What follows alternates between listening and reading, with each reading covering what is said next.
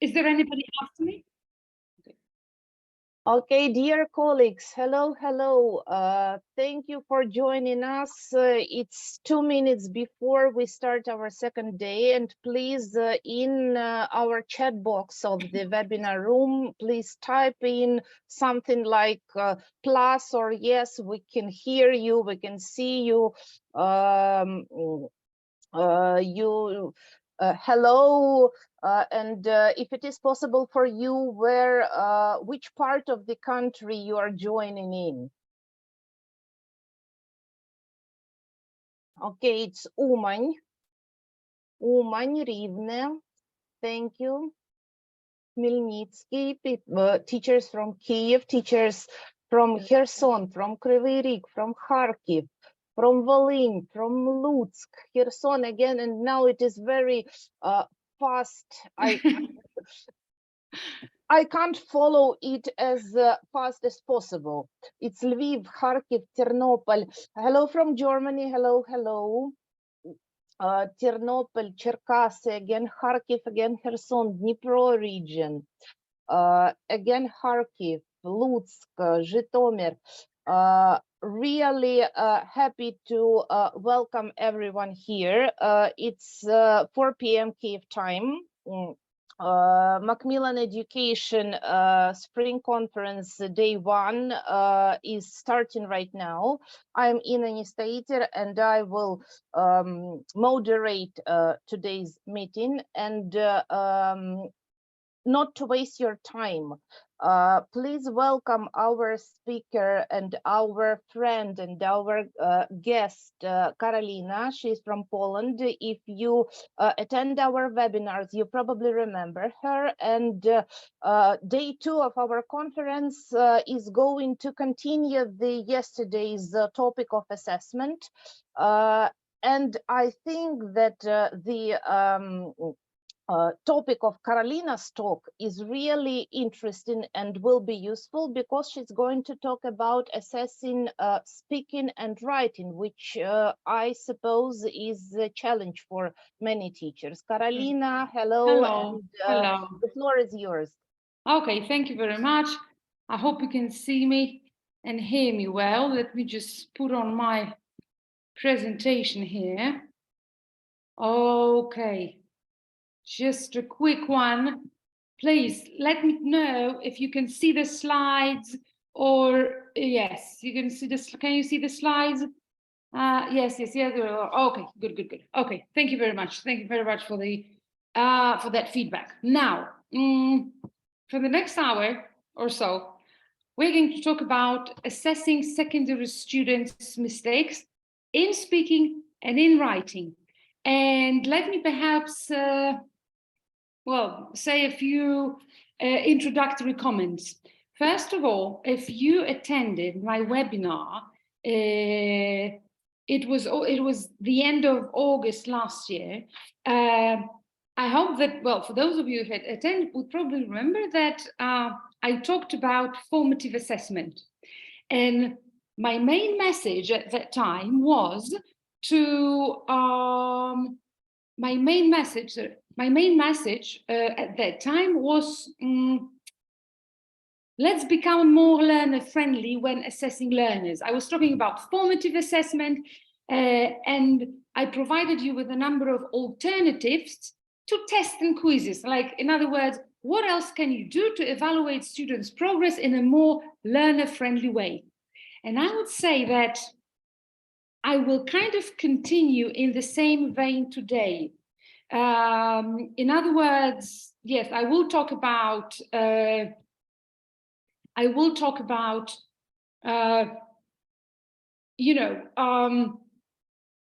assessing and correcting students' errors, but my main message will be, let's do it in a learner-friendly way.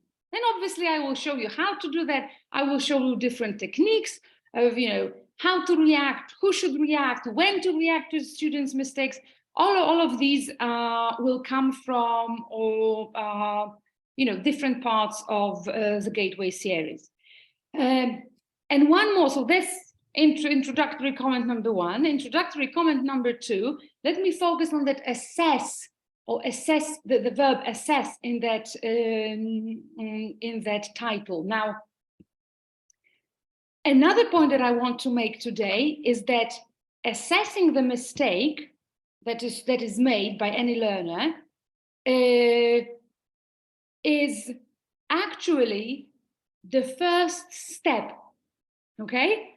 And in order for the first step, and then like the most valuable things for the whole teaching process, and then for the learner, for the learners, for their development, come afterwards. The assessment is just the kind of preliminary step.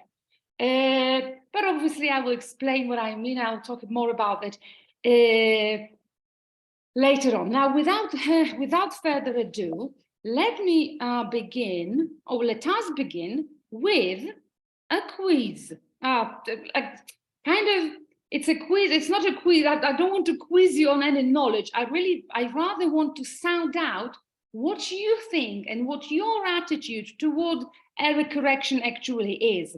And I've got two questions that I'd like to answer in the survey that I prepared for you for today. The first one is, should we treat spoken and written mistakes differently? And the other one will be, do you insist in your classes, do you insist on correctness? Are you a bit more strict about mistakes and errors? Or are you rather pleased to see or hear mistakes? So if not pleased, then let's say you don't mind.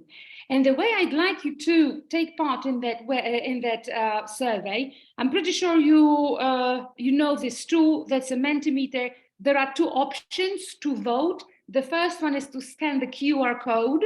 Yeah, please, just like if you could not write the app, because there are guys, so many of you that I'm completely unable to follow what you're writing in the chat.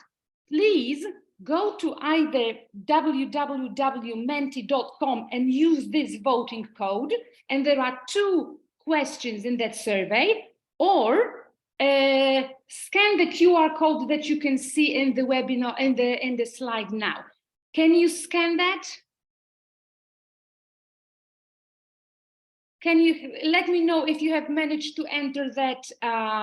Done, maybe, yes, tak, very nice. Okay, I'll leave it here for a moment. Guys, there are more than 500 of you.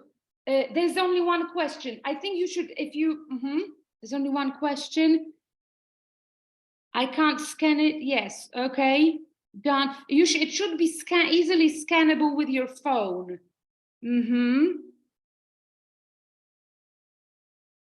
Can't scan, so I can't help you. I don't really know the reason why. Done. Only the second question is available. Apparently you need to, okay, let us see, let me take a quick look at the results, okay, of that. This is it. Present. Let me just now, okay, share screen, and you should be able to see this. Can you see now? Okay, wait a second. I'm not sure if it's like, you know, that's the technology. It's very nice, but there are moments. Can you see this? Because I've changed can you see this?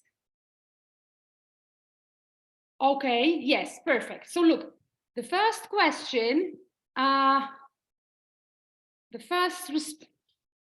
okay, oh, now see, the number is going up. 4 people answered. Anybody else? 5 responses, 6. Okay, no, similarly, that's very interesting. First of all, big congrats to, to taking, not to follow the crowd, okay? This is I truly appreciate it. No, they are no, similarly. Very nice answer, very nice answer. I'm going to talk about it. Yes, differently, okay. Okay, good. Okay.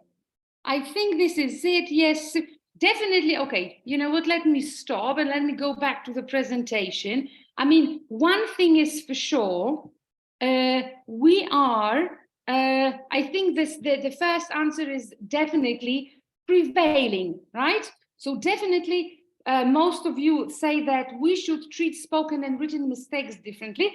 For those of you who have attended my session before, you will probably know that I will not go, I'm not going to give you a straightforward answer. I will you need to wait for certain things to unfold as we go along. Now, here it is. I have to ask you for this. I need to mute myself for a moment and ask my son to be quiet for a moment. Please give me 30 seconds, please.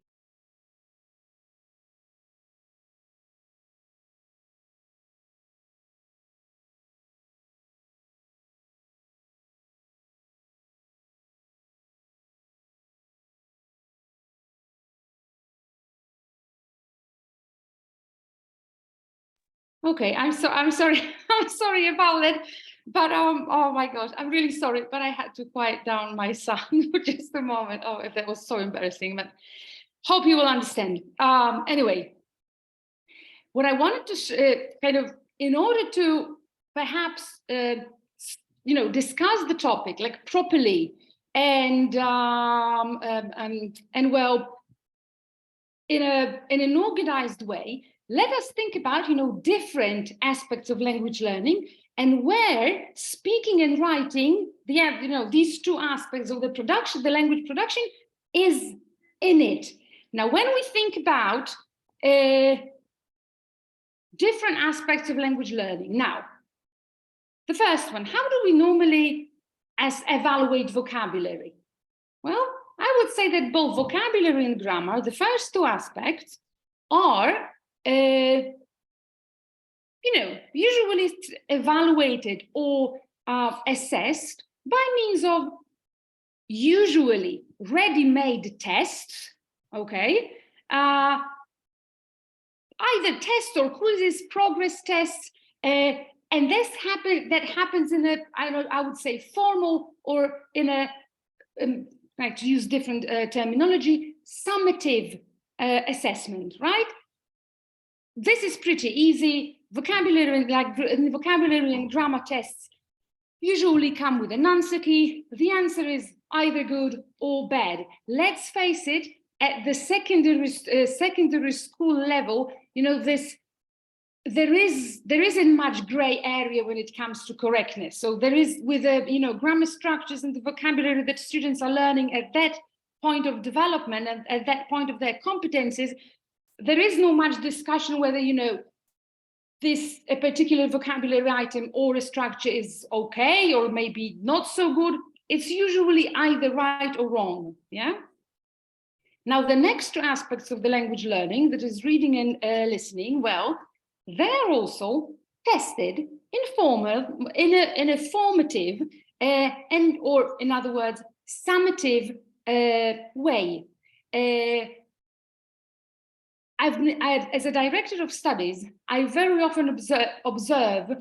Recently, I've started observing it more and more, and I strongly encourage the teachers that I work with to include reading and listening in the tests that they give to learners, like regularly. Why? First of all, mainly it's due to the so-called washback effect. The washback means that the test reflects whatever the students are learning, right? So a test that you give to students actually mirrors what you teach.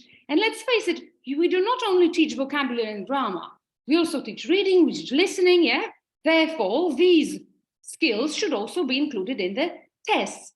But again, these are, you take a ready-made text with either spoken or written, accompanied with a number of comprehension questions, to which there will be either yes or no answers. So again, this is pretty straightforward, and you just mark it easily. Now the question is, what can we say about speaking? Because speaking is already, kind of more. It's like, you will agree with me that speaking is completely different here, because we can't really test it, right? it's so broad, you know, and there are the speaker or the learner has to handle so many different things that it's really difficult to evaluate it, to assess the speaking skills with a test, right? One of the reasons for it is because generally when students speak, the main aim is communication. And it is the communication or being able to get the message across that is the most important in any speaking, really. Therefore, speaking cannot really be assessed through tests or formal or summative ways of testing. Rather, it's more informal and we could also say formative. In other words, you know, you walk around the class, we listen to students, we give them feedback or give them comments about how well they are doing. If they have some problems, we kind of, we can have a short remedial session at the end of the activity and so on, okay? Then I'm pretty sure that you will agree with me. This is how we, like, when it comes to assessment, speaking will be completely different. Now, how about writing? And on the one hand, it is kind of formal because very often when students write something, it is, you know, it is a formal way of assessment. They write an assignment, right? But also, to a major extent, it resembles speaking. And therefore, it should be evaluated in a way similar to speaking. Because in writing, it is also about, you know, when students write something and you want to evaluate, when students write something, this is also for communication, right?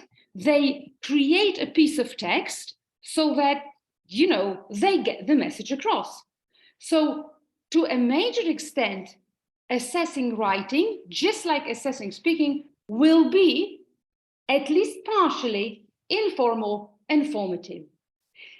Now, having said that, I have a quiz for you. I mean, not a quiz. This is the time for you to write some answers in the chat. Now, okay, maybe one comment. The rest of the webinar will be divided in just this way. First, we're going to talk about spoken mistakes and, you know, reacting to the mistakes students make in speaking, and then we'll move on to writing. Now, what would you do if students said the following?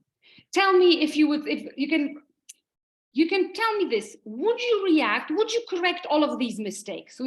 He asked me what I did, what did I want? He's fond of cooking himself and for me. Did you really saw it? The problem was that the door wasn't keyed. I visited Steve yesterday. Okay, yes, somebody says they would correct all of them. She was about herself very sensible. The book was into the bag. Would you correct all of these mistakes? Even revise grammatical rules, okay. Yes, of course. Correct. Okay. Not all. Okay. I'll ask you this then.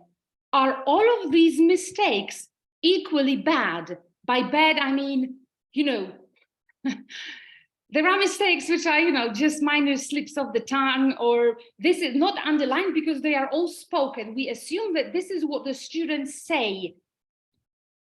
Even native speakers make mistakes. This is my next point, right? They are errors, okay. In speaking, no. So the question is, which ones would you correct? Or I ask you a different one, choose 2 sentences and you can write down the numbers, which are the worst mistakes in this set. The worst meaning the biggest, the biggest, you know. 3 and 5, okay. Grammar mistakes are the worst. I'm not really commenting on anything. We'll talk about it. 5 and 3. 3 and 5. Okay. I'll tell you which ones are the worst, if you're curious to know. The worst are number 2 and number 6. And let me tell you why. Because everything else you understand. He's fond of cooking himself and for me. I mean, what does it mean? Number 2, like, it impedes communication. And so does number 6. She was about herself very sensible. Look, number 3 is an annoying mistake, annoying for teachers because how many times can we say that when you use did, the ideas are not clear in 2 and 6. Exactly, whoever wrote that, just sorry, it moved very quickly. 2 and 6 are the worst because they impede communication. Number 3, you actually understand pretty well. Okay, this is irritating. This is it is a mistake that, kind of makes your blood boil, because how many times you can repeat that once you use did, you no longer, the verb form goes back to the first form and so on, right? But this is irritating just for the teacher. Everybody else in the regular communicative situation wouldn't have any problems with understanding this whatsoever, right? So the most important here, or the biggest mistakes to hear, will be number 2 and number 6, because this is what students have the biggest, because these are the sentences we don't really understand. Another question that I have for you, because all of these mistakes that you have just seen, that you saw on the previous slide, were actually made by native speakers, right? There was something wrong there. And it actually proves a very important point. Could you actually make the conclusions yourself by putting matching the beginnings and the endings of the sentences, like just type 1 ABC, 2 ABC, 3 ABC, and so on. 3C, somebody wrote 3C. Some students make mistakes. I would say 1, all students, okay, this is 1 will be definitely C. 1C, 2, most. 2B, most mistakes are evidence of learning, very good, whoever wrote that. And some, obviously, some mistakes have high retention potential. That's the thing. To summarize, our discussion about the mistakes on the previous slides, all students make mistakes. All learners, or in other words, all language users make mistakes. Like I said, some of the mistakes that I've showed you were actually made by native speakers, right? Now, why do you guys, this is the reason why you keep pointing to this. I visit Steve yesterday, or did you saw, is because some mistakes have high irritation potential, and it's not something that I came up with. There is actually an official term for this, like high irritation potential. This is an official term used in the ELT literature, right? However, most importantly, and this is where the learner friendliness of a teacher correcting mistakes should come from, or from this knowledge, most mistakes are actually evidence of learning. Now, let me show you how it works. Now, in other words, the fact that students make mistakes is because their interlanguage is in the constant state of development. The interlanguage is, and let me quote Harmer here, the version of language which a learner has at any stage of development. The version is continually reshaped and reformulated as a student aims towards a full mastery of the language, and errors are a natural outcome of creating interlanguage. Hence, feedback provided by the teacher should boost the process of language acquisition. Basically, the interlanguage is everything students know about that language, from knowing nothing when they start to a full mastery when they, reach the C2 level or even C1 level. Yeah. One of my students have actually, at some point, several years ago, he made a very nice comparison. He told me, this is something like a downloading bar. That's what interlanguage is. Kind of moving from nothing from zero mastery to full mastery. And now those of you who have ever downloaded, a long film, or those of you who remember the times of downloading, 10 or 15 years ago, you will probably remember how you were downloading one song for, for 10 hours, you almost reached 90%, and then it moved back to 40. You must have experienced it at least once. And that's basically what happens with interlanguage.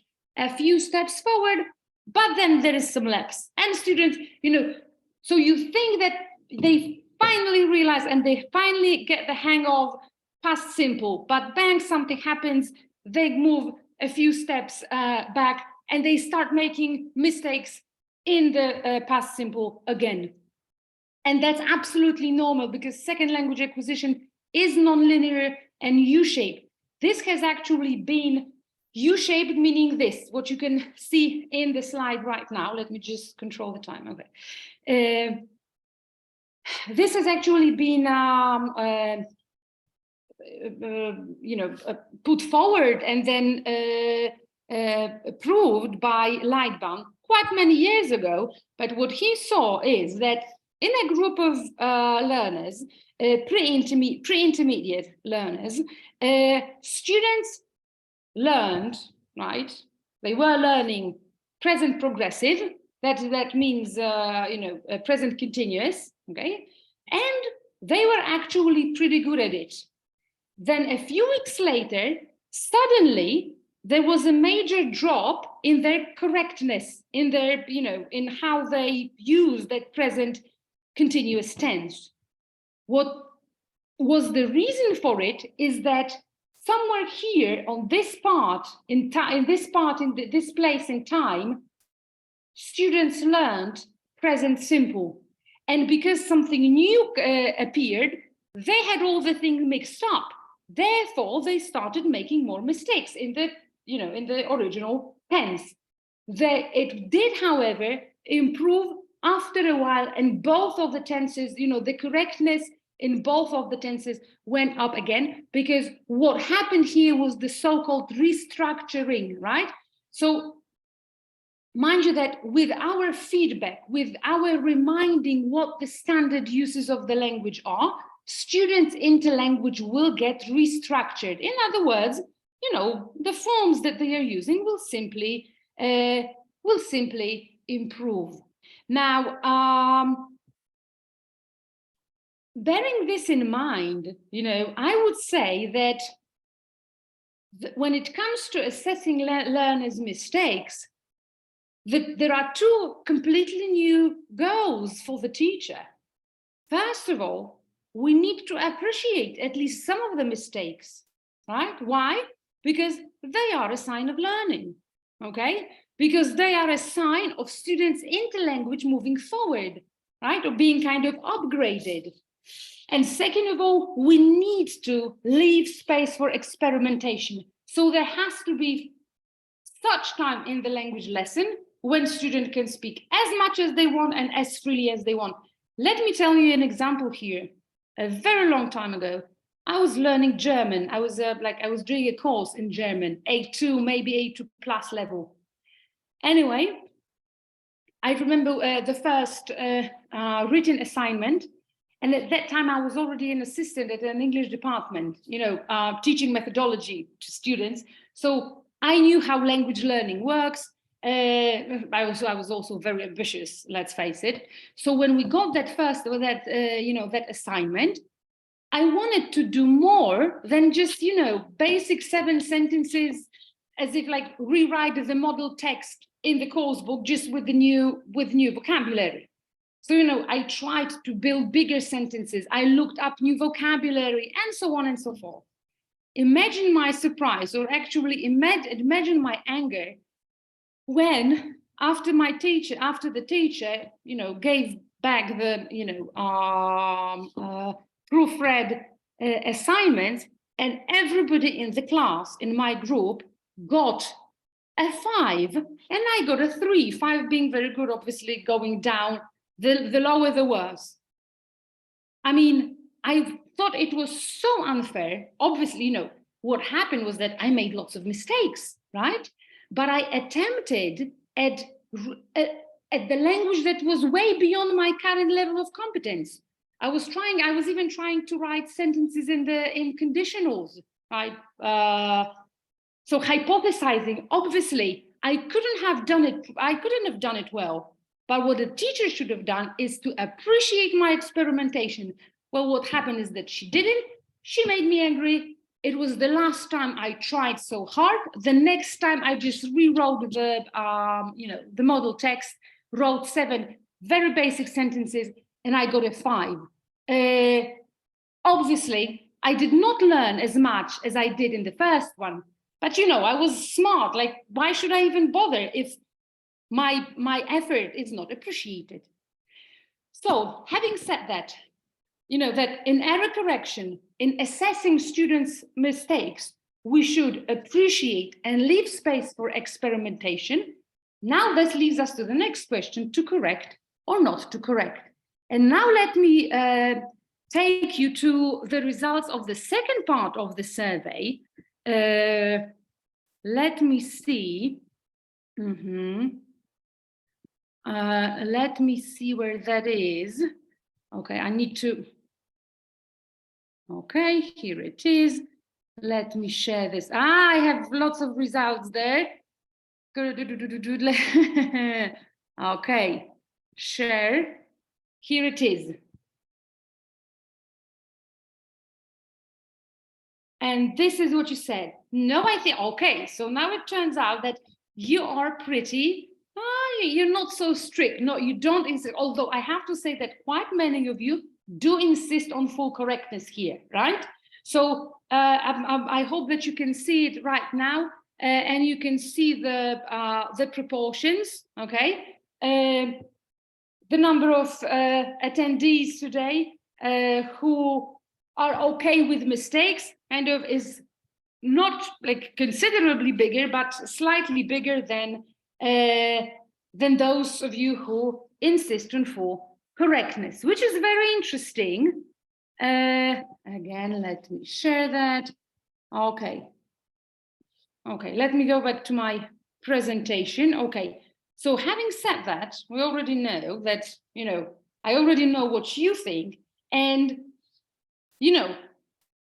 correcting is one thing, but appreciating is another one. So what I want to focus on right now is what to appreciate and how, and what to correct and how, okay? Because there are 2 different things. By appreciation, I mean, letting a mistake go, right? Just not focusing on it too much. All right then, and I have this task for you. Did you catch a cold? Would you correct it or what? Would you correct it? Oh, here, the chat. Did you catch a cold? Did you catch a cold? Yes. Okay. See, technically it depends. Svetlana, I think, wrote that. And maybe no. Listen to this. I'll show you 2 different contexts in which this mistake has been, or might be, or was made. Context number 1.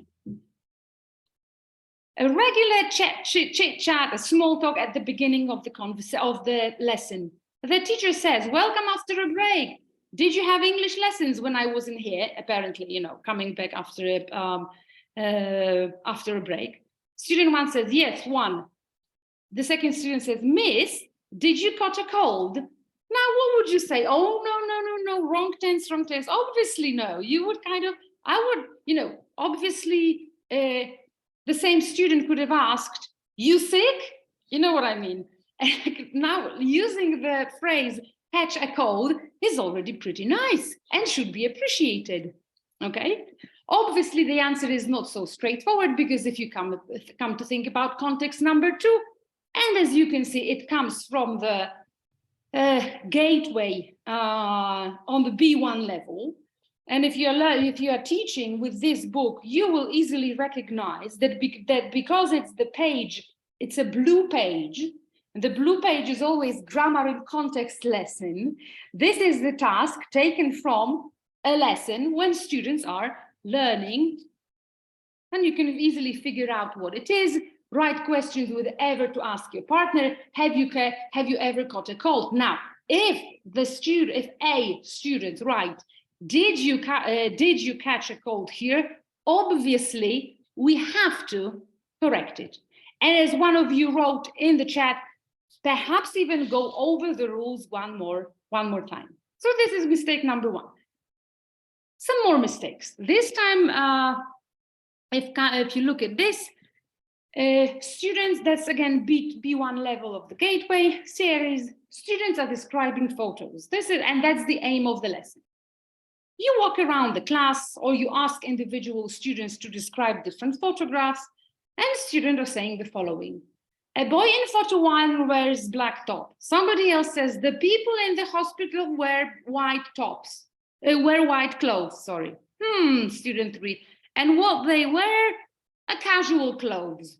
Now the question is, what would you do with this? I have to correct it here because it's a grammar mistake. Okay. Which grammar mistake would you correct? That's a very good question. Because look, there are many grammar mistakes here. A black top is missing. Student 1. Then, what else? A clothes, 1-3, a casual clothes. Actually, I'm in present progressive. Thank you, Julia, for this. Extremely important. We are teaching students how to describe photographs. Let's forget articles for a while, okay? Let's forget maybe some other collocations. But one of the typical contexts for present progressive is to describe photographs. In every single case, this is what the student gets wrong, the tense exactly. So it has to be is wearing, are wearing, and they are wearing. Again, if you're correcting things like this, okay, I'm going to talk about this. I might as well. Most of them think it's for students to desire to speak, and sometimes that's true, the desire to speak, but then when you're focusing on this particular page in the book, you're not practicing you're not practicing fluency, and you're not encouraging students to speak. There is a kind of, you helping them or you teaching them to describe photographs, right? I hope that you will agree with me. So this is what we should be looking for. Is wearing, are wearing. Now, all the other problematic or non-standard uses of the language should just be omitted. We don't care really, you know. So if there is there are articles missing, or you've got clothes, we can forget about this. Why? Students' minds will not get the hang of two grammar things at the same time. If they are trying hard to describe a photograph and learning the present continuous, let them deal with one thing at a time. Okay, another example. So, in other words, if students make mistakes in what the target of the lesson is, we always use correction, right? So this is not the time for students to experiment. This is the time for students to work on the accuracy. Another example, just students are exchanging just talking about, you know, just a regular conversation. This is what you hear. It's tricky though, and I did it on purpose. Why? What is the wrong use key? What is the mistake here to begin with? Because this is not so obvious. What is the mistake? Read it carefully and tell me, where is the mistake in this short dialogue? Present perfect. Very good. Very good, exactly. That's the mistake. It should be how long are you here for? No, sorry. Instead of how long are you here for, it should be how long have you been here for? What I'd like to draw your attention to is that it's not even a grammar mistake. So at some point I saw in the chat box, in the commentary, that, well, it's important to correct mistakes because they are grammar mistakes. This is not even a grammar mistake, right? Yet it's a huge problem in this conversation because this is the source of the whole misunderstanding. So when mistakes affect meaning and communication, we should correct them. In other words, intelligibility is the term that we should use to judge whether a mistake is okay or not. In being intelligible, meaning to be understandable, okay? And if you're not intelligible, in other words, you make so many mistakes or such big mistakes that the people you talk to don't understand you, then yes, this is a moment for correction, definitely, right? Okay. Another example, again from oh my gosh, from Gateway. This one, this time A2 level.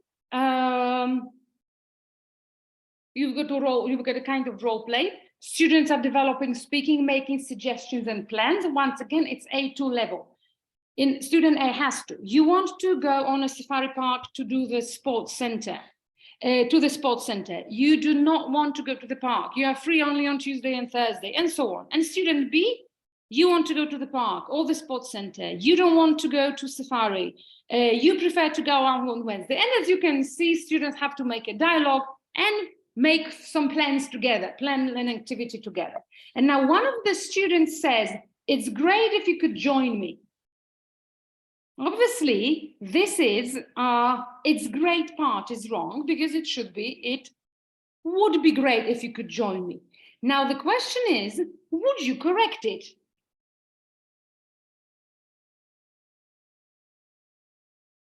Would you correct it?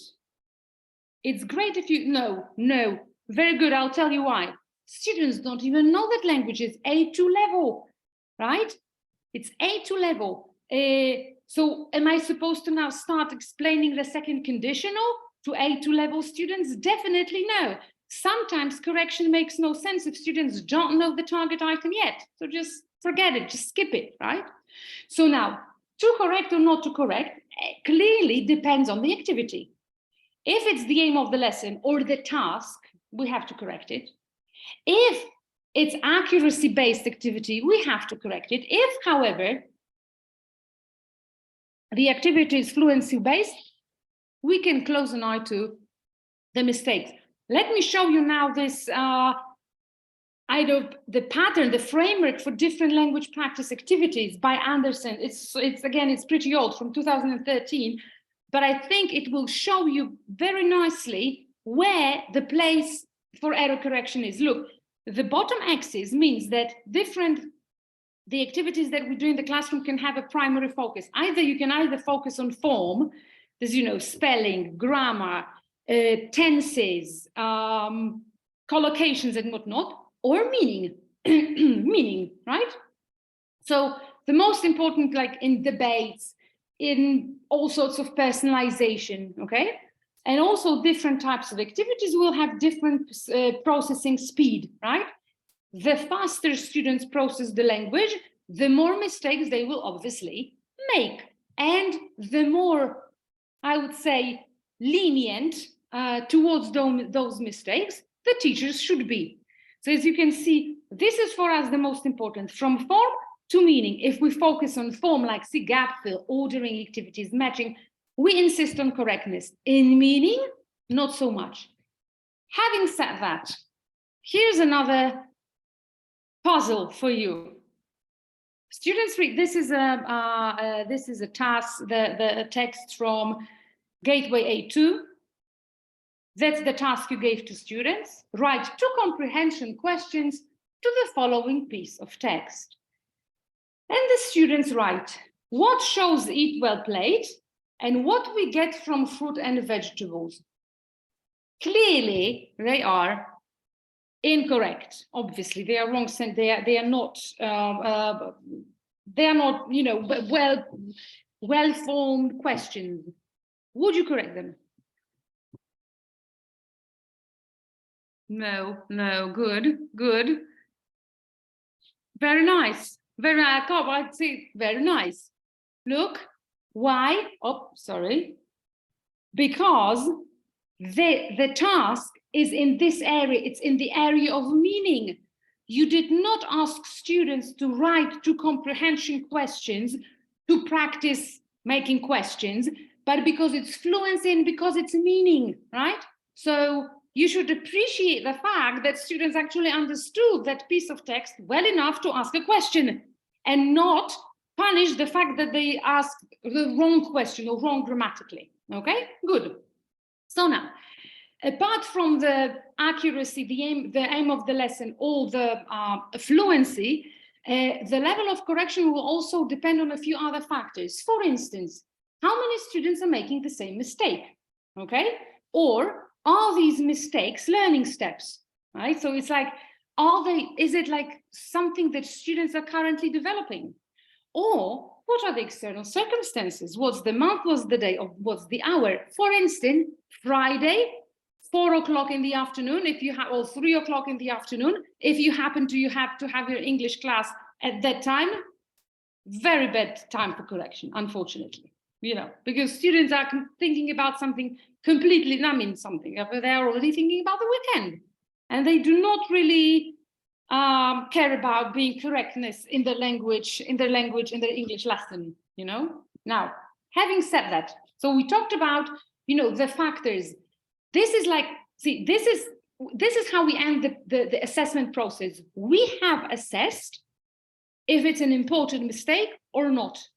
And what happens then? That is, we move from the assessment to, what do we do about that? Now, the question is, and now let me go over these mistakes again to show you the examples. With did you have a cold? Sorry. Again, there are two contexts. When it's context number one, it's the second context where you have, whether it's the target of the activity. Obviously, we have to correct and we have to go over the rules. If, however, it's just, a small talk, like warm-up conversation, you should say something like, Miss, did you catch a cold? No, I didn't catch a cold. I was just something, that kind of reformulation. Let me tell you why. If you react to students' language mistakes in a spontaneous conversation, you basically risk sounding insensitive. Look at this one. Why were you absent yesterday? The teacher asked. The student says, my mother was taken to hospital. And then the teacher says, no, you don't say was taken, but had been taken to hospital, right? Or to make fun of it, really. Why were you absent yesterday? My mother had been taken to hospital. Good. We can't just react to the mistakes students make. We have to listen to what they actually have to say. Or let's look at this one example, when the student is attempting humor. Did you enjoy the school trip yesterday? And the student trying to make a joke. Oh, yes, we don't must to go to school, And instead of saying, very funny, it's like, anything else apart from the fact that you didn't have to go to school? You know what I mean? And instead the teacher says, no, we don't say, we say didn't have to go to school because must is an auxiliary verb and so on. It doesn't really make sense, right? You clearly show students that you're not listening to them, but only to the language. In all cases like this, reformulation helps a lot. For instance, let me show you how that works. On Sundays, I go under the red underlines or red lines signify mistakes, and the green lines show you how the teacher nicely kind of changes the form really to the correct one in the conversation. So the student says, on Sunday I go to Bath on a trip. Oh, you're going to Bath? That will be nice. Oh yes, I going to Bath and we see the Romanic baths. Have you seen the Roman baths before? No, it's first time. What? The very first time? Yes, I never seen before, and so on, right? And then the teacher recaptures saying, right, so Sonia is going to Bath to see the Roman baths. What is anybody else doing, right? So this is when the mistakes are made in a small talk conversation like here. This is a way of responding to them, not necessarily, not correcting. Okay. In that photo description, a boy, we already said that the most important thing to correct, and the thing to correct will be the use of present progressive, because the is wearing, are wearing, right? And mind you, all the other mistakes can be just, let go. When it comes to how long are you here for, it would be really great to introduce, not so much really for, I wouldn't really go over any rules, right?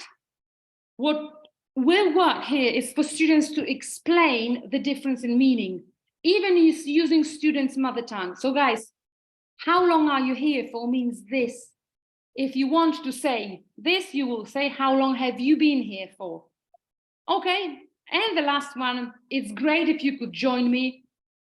You already answered that, well, you would probably skip it or let it go or just ignore the mistake. And that's actually true. In that conversation, in that speaking task, this is what we'll be focusing on, students have to do this final speaking activity. You walk around the class and it's for you to basically also to assess students' mistakes. The thing is, like, you need to decide what to do with them. And like I said, some of them they can be easily ignored. If, however, students make the mistakes in any of the phrases bank, for speaking phrases bank, you can either interrupt them or write them on a piece of paper and then have a short remedial session at the end of the activity. Like, guys, look at the board. These are some of the mistakes that you have made during the activity. What should the can you correct them? Because we can always ask students for self-correction. And that brings me to another point, from how to who, right? So, and obviously when you reformulate what student says, and that's in that casual conversation, it's you who does the correct. It's not even correction really, but when you do get when this is a true error correction, because students are focused on accuracy of it's the aim of the lesson, that's what we need to do. We have to make students involved in the correction, because it makes them think about the language they use. We need to encourage self-correction or use peer correction if possible, right? Look at the board. These are the mistakes that all of you made. Can you correct them? And last but not least, it's also good, advisable to ask the student who first made the mistake to repeat the correct utterance so that, he or she doesn't build the bad habits. However, and that's a very important thing, students need to have a green light from time to time to feel free about mistakes. And don't worry about mistakes, correctness or nothing. Just speak as much as you want. Somebody wrote that in the chat box, I think, right? Somebody wrote that yes, from time to time, they just need encouragement. So in other words, we should provide the experience of uninterrupted, meaningful communication. And the possibility of not correcting should always be in the front of your mind, right? So not correcting is also, therefore, and this is a very important thing that I want you to leave this. It's not the end yet, though. But one of the things that I'd like you to remember, that actually the word error correction is rather unfortunate here, because I'm not interested in error correction at all, but responding to students' mistakes. And that's a huge difference. Error correction sounds like, as if you penalize your student, kind of, this is wrong, But responding to students' mistakes, first of all, it has that atmosphere of being learner-friendly, for one thing. And secondly, the fact that you decide to ignore a mistake is also a way of responding. So it's not that you don't catch the mistake, or it's not that, you don't really know, your language is not, good enough and you don't know that it's a mistake, or you just don't listen to the students attentively enough. No, it's your choice. It's your knowledgeable, conscious decision to respond to students' mistake in just that way. Ignore them, okay? And this is also, so that's the kind of balance we should be looking for. Okay, then. Another question. A situation. What would you do here? Your students are writing a short notice to leave a message for a roommate. And one student writes, "I want that you come." Would you correct it or not?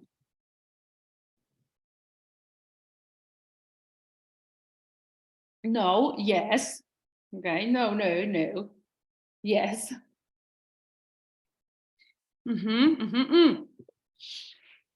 Mind you that it's writing. They are writing a short message.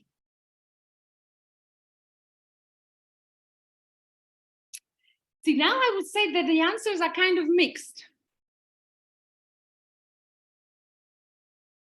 I want that you come, I want you to come, obviously.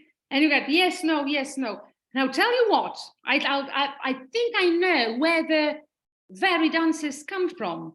First of all, you know, writing favors accuracy as a rule. I mean, you see a mistake written down, you feel the instant urge to correct it. Obviously, right? You know, this what happens in exams, in general in written assignment. But at the same time, and that's what the second part of the webinar will be, and I know I'm kind of a bit behind time, but I hope not no longer than 5 minutes. So I hope that you forgive me and stay with me till the end. This is what the second part of this webinar will be about, that in fact, just as we can ignore some of the words, some of the mistakes in speaking, we can also ignore some mistakes in writing. And let me show you why and how, right? Just as we respond to learners' spoken mistakes, we can respond to learners' writing, okay? One of the reasons we might choose in our response, we might choose to ignore a mistake is to avoid what you can see right now in the photograph. This is something that all students dread. You know, you give them the assignment banks, bang, it's all covered in red. This is frustrating. This is extremely frustrating. Even if it's at the end of the day, it doesn't have to, the essay doesn't have to be that bad, or the written assignment, it doesn't have to be that bad. It's just, you know, there are many things that students write that normally we would say or write differently. So we have that tendency to correct them or mark them somehow. But like I said, this is very discouraging and this is very frustrating. So let me show you what is it that we can do to make sure students actually, you know, to apply the same rules of learner friendliness in responding to students' writing. I'd like to do that on the basis of this particular lesson. It's developing writing from A2 level of Gateway. Students are writing a review here, right? First, so they first review the review of the program, The Voice. Then they work on, you know, what's in each paragraph. There are 4 paragraphs, something is here. There is the writing bank that they fill in based on what they read in the model text. And then they have the practice makes perfect, that is the written assignment. Write a review of your favorite TV program, include basic information about the program, title, channel, time, day, the description of the program, reason why you like it, the recommendation, who is it for, right? Let me read it out to you. It is important. Let me just read one comment. It is important that we ignore written mistakes. They eventually become fossilized. And students have to take exams, repeat the same. They don't necessarily, let me show, it's not about ignoring. I'll tell you what the procedure for this is. It doesn't really have to be ignoring, but you can, let me show you in a moment. Okay, so I recently watched an amazing TV program calling Planet Earth 2. This show is all about the animals and the environments they live, and it is fascinating. The program is in HD, so you can see all of details of animals and their habitats. The speaker is easy to understand and says a lot of information. In my opinion, the program is perfect for people who want to learn about our world. Personally, I like the program for the scenes. The producers use the drones for film images of animals in their natural environments. I also like that the program focused on different places, from the mountains to the oceans, and showed how the animals in each area can survive. It's really great. Now, and the rules for responding to, you know, students' language will be basically the same, right? So how, right? We need to help learners. You check that assignment, not to point out every wrong use of the language, but to help learners become more accurate, instead of insisting on complete accuracy. One of the things we can do, and that's the response to the longer comment that I've just read aloud in the chat, in the chat feed. We can concentrate on one or two mistakes about which you kind of tell students up front. For instance, guys, please write the review. In that one, I will concentrate, like what I will check is the use of articles, for instance. We should always involve learners in judgment about correction and also encourage self-correction, peer correction, indicate where mistake is or what kind of mistake they have made, and let me show you how to do it. And now one more important thing, just as it, with speaking, you not only listen for the mistakes that students make, but you also listen to what they tell you. Like this, miss, did you catch a cold? What? No, I didn't catch a cold. That kind of response, right? Or my mother was taken to hospital. No, you say was taken. No, you listen to what students say. Also, how read or respond to what students write, right? Apart from what we used to do, giving students some language-focused feedback, the response should also be content-based. So what the students write about. All of this with one major goal, to avoid this, right? This, abundance of errors and abundance of red marks on the piece of writing, because this is extremely frustrating. So let me show you what work we can do. You may write this. Oh, I like this documentary too. For instance, you can also write something like, oh, I know it's on Netflix. I watched it last weekend. Or you can write it, did you know, or do you know there will be a second part of this documentary? Something like this. Anything that responds to the content, okay? Another thing, good job, appreciate. The text is logical and you use some useful phrases from the book. It's like, personally, I also like, I think that it's, in my opinion, program is perfect for, right? The useful phrases are there. So let's acknowledge this, right? This is because this is how we appreciate students' effort. One thing that is missing here, remember to add a paragraph with recommendation, because clearly it is not here. Right? So this is how we respond to the content. What can we do about the mistakes? Obviously, we can just underline and give it back to students to deal with on their own, right? Another possibility, and this is what I will strongly encourage you to do exactly the same thing, but with a green pen. The red is the color of madness. The red is the color of madness, let's face it. It's the color of punishment, of something bad. Exactly the same marking done with a green pen is completely different. I mean, make it green, make it, I don't know, purple, right? Make it, I think even pink will be better than red. Red has very bad connotations. Another thing we can do, and I strongly encourage you to do that, is to come up or work together with your class on the error correction code. For instance, W stands for word order, T for tense, SP for spelling, that's word form, that's wrong word if students, the wrong lexical item, right? Without using, mind you, we don't use too much meta language. A is for article, and X may, if something's missing, you might also use a question mark. And that's what it would look like. So we underline the places and we just signify to make the correction, the self-correction easier for students. Let them know what kind of mistake this is. The first one is tense, then it's a word form, then the article is missing, then article, then something is the environments they live in, and so on and so forth, right? Another idea of making this,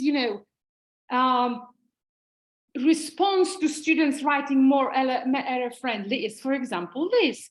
See, you can use the green color to, correct some of the forms, but you can tell students to choose one type of mistakes, and these are the mistakes that the student has to self-correct, okay? But they will forget 10 minutes And what do you mean? They will forget in 10 minutes what I mean. You mean about those the words? You can write if you're talking about the code for error correction. This is one error code. This is one code that you work together, and you use it for the next 3 years. And you can put it up on the display somewhere for students to use it. And by the time you use it the third time in the class, don't worry, they will remember it, right? It's something that it's a way of making or developing new habits. And guys, and that's just my final comment. That's exactly what I mean by feedback. See, again, first I told you that error correction is not a fortunate word here. This should be replaced with responding to students' errors. Responding to students' mistakes. And all that responding to students' mistakes, together with the appreciation and the content-based comments, forms together what we call feedback. If you're familiar with Hattie's factors, in the most influential factors or impactful factors in language learning, mind you that feedback is very high on the list of those impactful factors. In other words, good feedback makes students progress. There is this webinar that Hattie had for a number of, I guess 2 or 3 years ago, a very interesting one really, about valuable feedback. And he said that valuable feedback fosters progress. It is error-based, but it's not error correction. It's just one aspect of, providing feedback. And it always focuses on where to next. Okay, so here are the mistakes, correct them, for instance. And because it focuses on where to next, there's this nice, you might have heard about it, heard it before, a very nice term, meaning that is feed forward. It's not really feedback. It's a feed forward, right? Giving students such comments and reacting to students' language in such a way that, you push them forward. And one final thing that I want to ask you is this. Can you write 3 verbs very quickly in the chat box which collocate with the word feedback? I hope you didn't see it before. Oh, don't thank me yet. I still have 3 minutes. 3 minutes. Please inspire, give feedback. Good. What else? Katarina, thank you for the response. What else can you do with feedback? Guys, we are not talking about get, give, appreciate. We are not talking. Not synonyms. What do we do with feedback? For example, give feedback. Good feedback is not a verb. Plan feedback, monitor feedback, offer feedback, give, get. Anything else? Provide, send, analyze, have, overlook. Very interesting. Overlook, motivate. Okay, guys, get. I'm particularly fond of the answer get here, because you know what? When we talk about feedback, all we think about is to give feedback, provide feedback, organize feedback. How about get, obtain, and receive? In other words, the moment you send out feedback, you tell something what to improve, but nothing happens. What's the point? Okay. Students need to be taught to receive feedback as well. And mind you that all those conscious and knowledgeable responses to students' mistakes, but in general to students' learning will help them just that. Because, if we correct every single mistake, the moment students say something, we correct it. Students don't really know if it was really bad, or if it's something that I'm actually improving, or is there anything good that I'm making? Is there any direction? What's the direction that I should go to? Okay, so we need to teach students how to receive that feedback. And I would say that assess, I told you that it's the first part, the first step of actually helping students progress. The assessment of students' mistakes is just the preliminary step. So in other words, you assess and you decide, do I let it go? Or do I respond it in any other way? Do I correct that mistake? And also how? So you assess, then you respond, but then students have to follow somehow in one way or another. This is the result of good habit formation, which I truly believe can be done if you work on them on a regular basis, because this is how this feedback of ours will move students from where they are now with their competencies towards, the target. That is, it will help them progress. Thank you very much for your attention, and I'm sorry for doing it a bit longer than planned. Carolina, thank you very much. And it turns out that the final part of your talk is a good introductory part to our next speaker. Because Jacek is here to spend 1 more hour with our teachers to talk about effective, positive, and meaningful feedback with upper secondary learners. Carolina, thank you very much. See you during and at our next webinars. Thank you. Thank you very much. Have a great time. Have a great afternoon. Bye-bye. Thank you. Thank you. Jacek, 30 seconds for me to introduce you, because there are some new teachers, new for Macmillan webinars. Jacek is a teacher trainer, author and a co-author of a number of books for learning English language, including the book which you probably know and probably use. It's Get to 100, an upper secondary course for exam preparation. Jacek is going to have a look at positive and meaningful feedback. Jacek, the floor is yours. Glad to see you. I'm very happy to be here today. First, I have to ask you if you can hear me. And yes, you can. Lovely. So now the next thing is, can you see the title and everything here? Yeah, you see the slide. So couldn't be any happier. Just one thing. Are there any people who love cats here? People who have a cat or just love, stroking them? Okay, just please feel free to comment and answer in the chat box if you like cats. Oh, you adore them. Lovely. So you will probably understand if you can hear some meowing in the background. My family got a cat, and now she's a lovely creature, but from time to time she keeps talking to us. She's in my son's room right now, but she can be pretty loud. So if you can hear her, you can make some kind of comment, but we can hear her, but well, you seem to like cats, so I hope it's going to be not that big a deal. All right,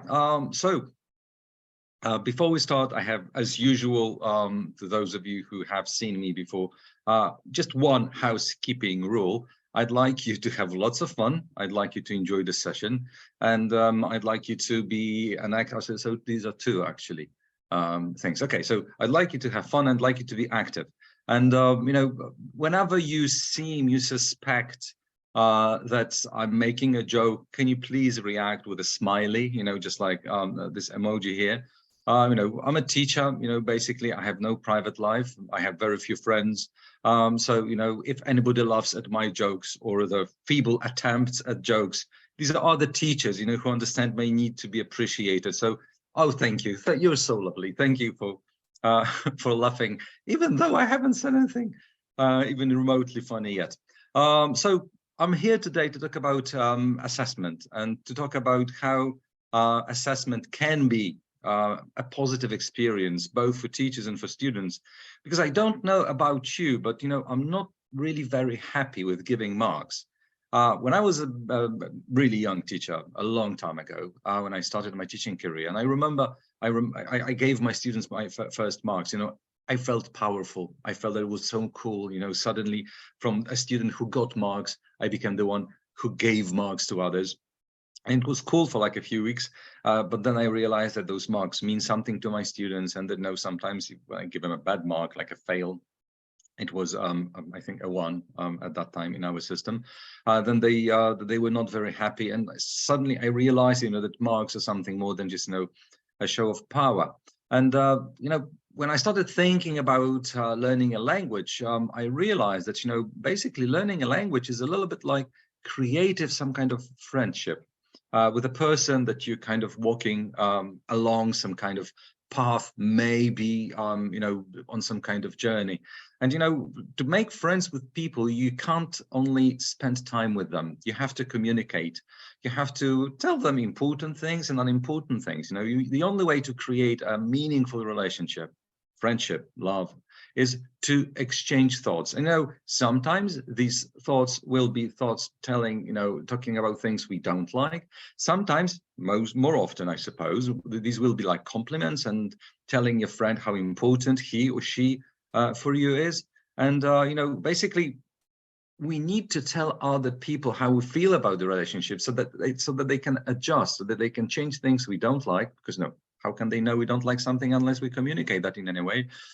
Or they can keep the things that we actually enjoy. So this basically is what I would say we can call good and positive feedback.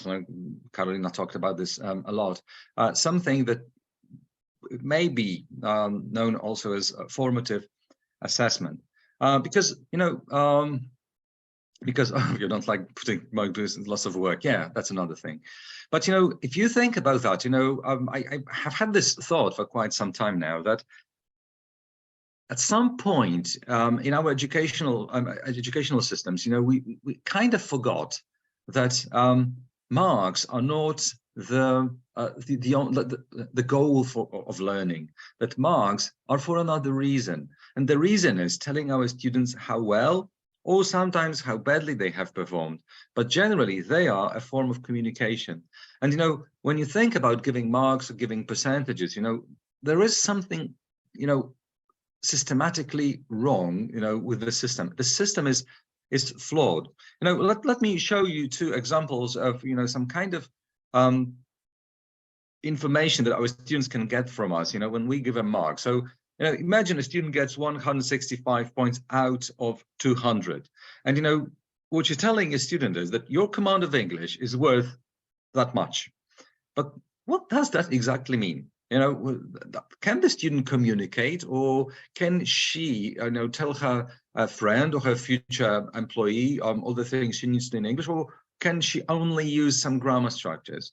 Does she work hard to get that, or does she know all the vocabulary she was supposed to learn? Those are just numbers that mean nothing. And the other comment, is, if you think about that, is totally absurd.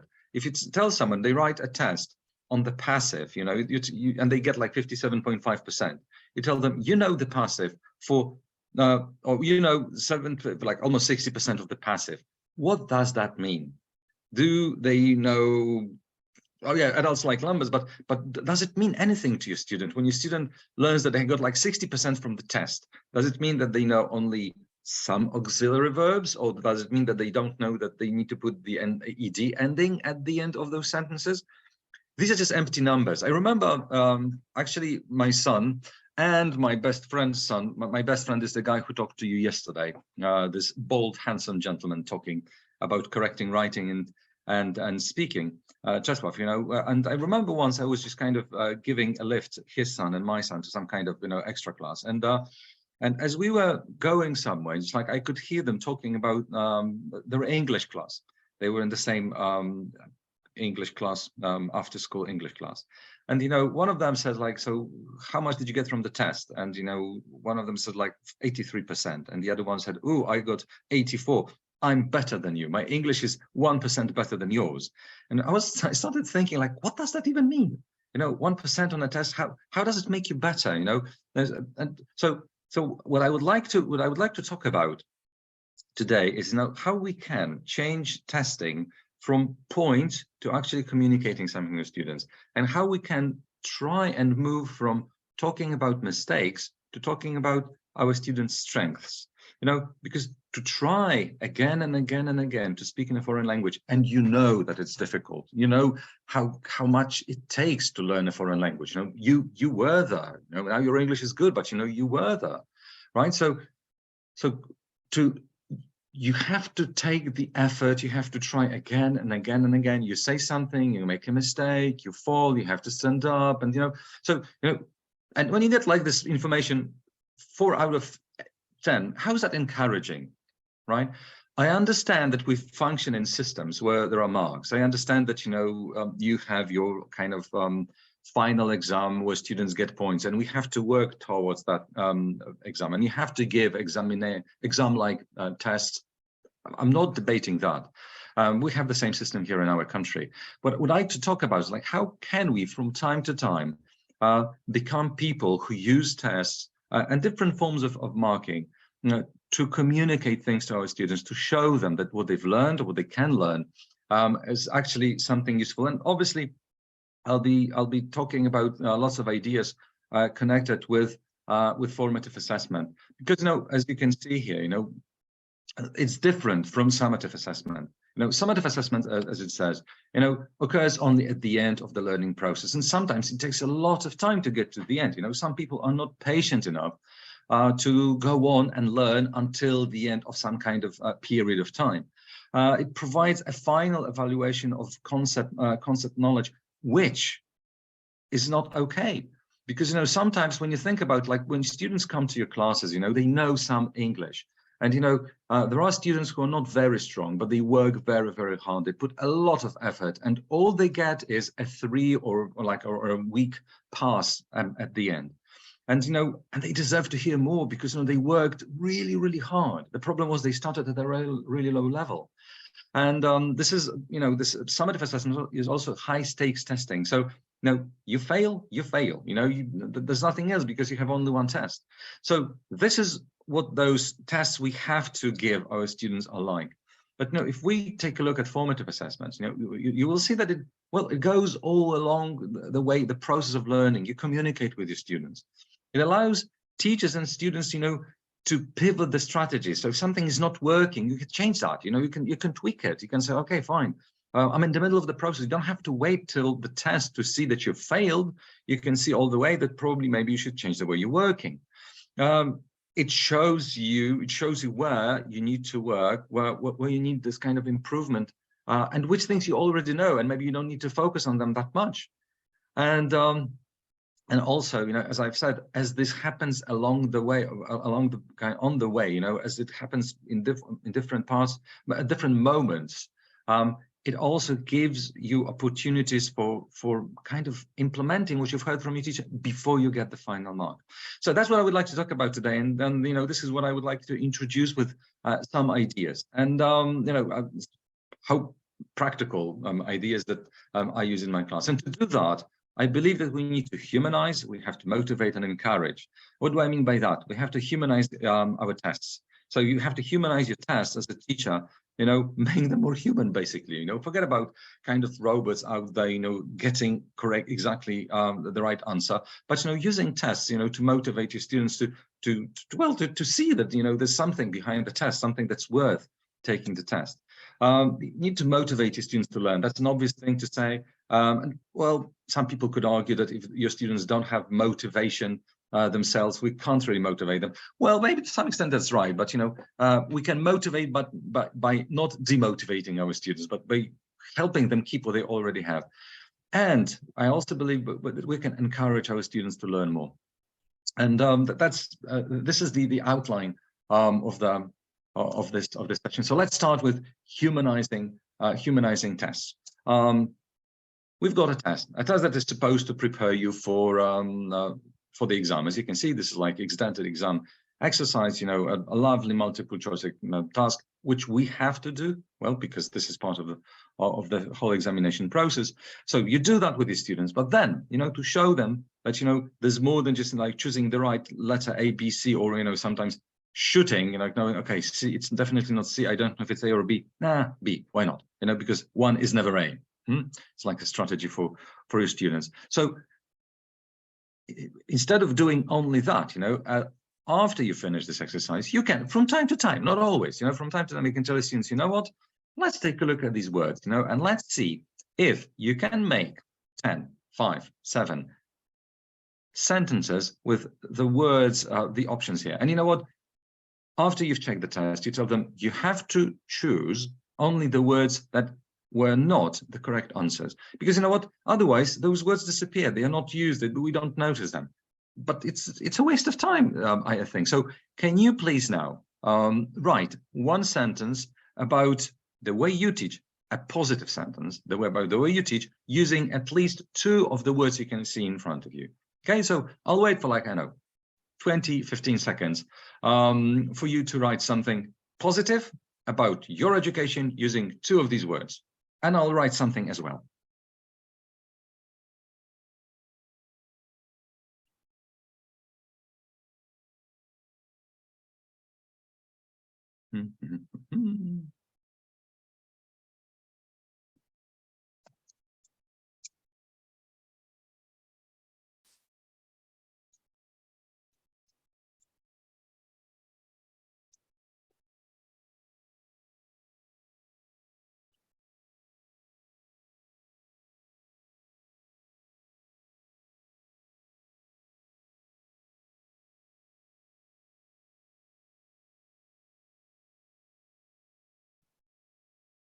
All right, so just waiting for your ideas a little bit longer.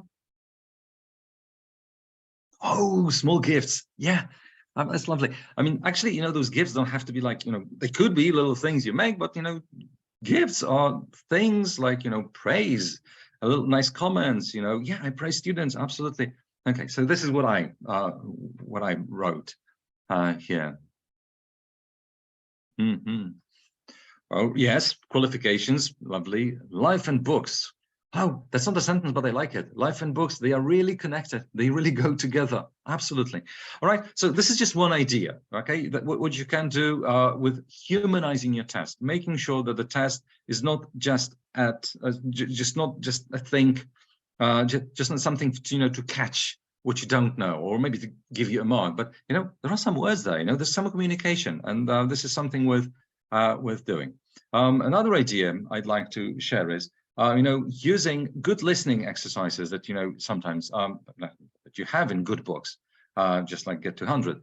You know, so what I really believe is a waste, is really a terrible waste, is when you have a good listening text, which can spark some nice conversation, and basically all the teacher does is, you know, finishing, checking true, false, true, false, true, false, and then thank you very much, bye-bye. I think it's much better if we take a look at this exercise, and then after we've checked true, false, you know, we ask about the things in the listening. You know, we compare the listening to what the reality is, you know, because sometimes when a text is written, especially texts on technology, you know, they are written for a book. The technology changes very, very quickly. 3 years later, you know, you have a book, you have a listening about technology, which is kind of outdated, something you can't avoid, but you can ask your students to compare that to what the reality is right now. You can just then have like this little laugh, like, oh, remember 3 years ago, we used this kind of phone.